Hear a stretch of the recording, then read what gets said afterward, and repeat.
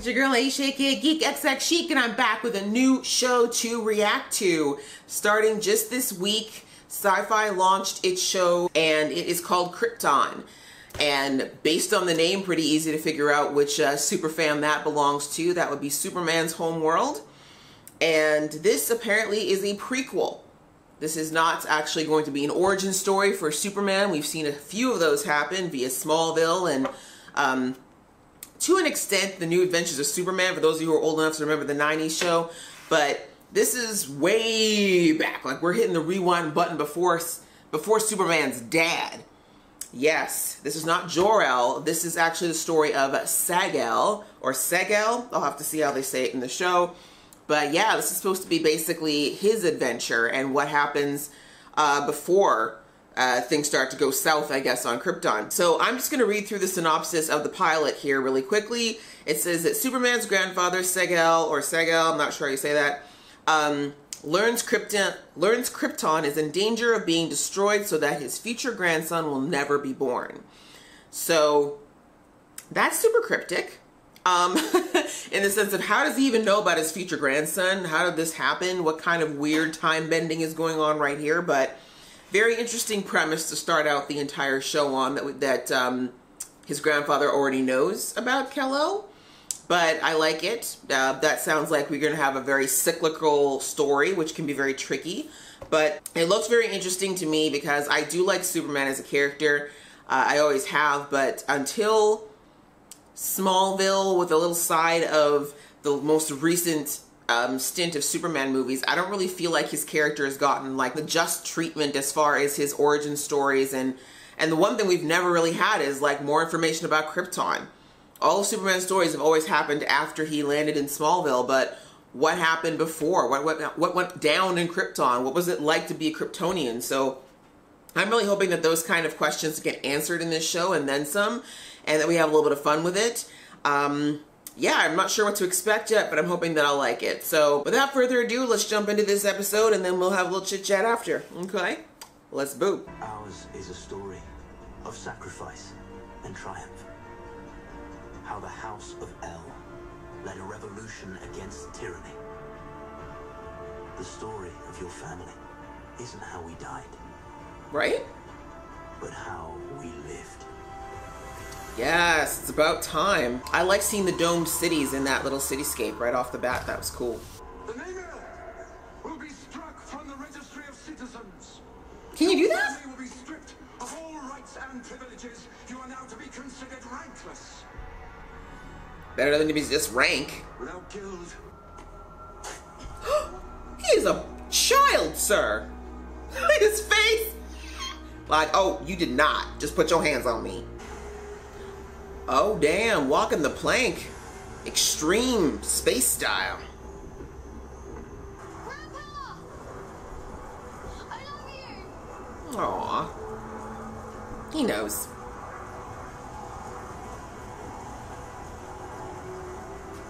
For House El.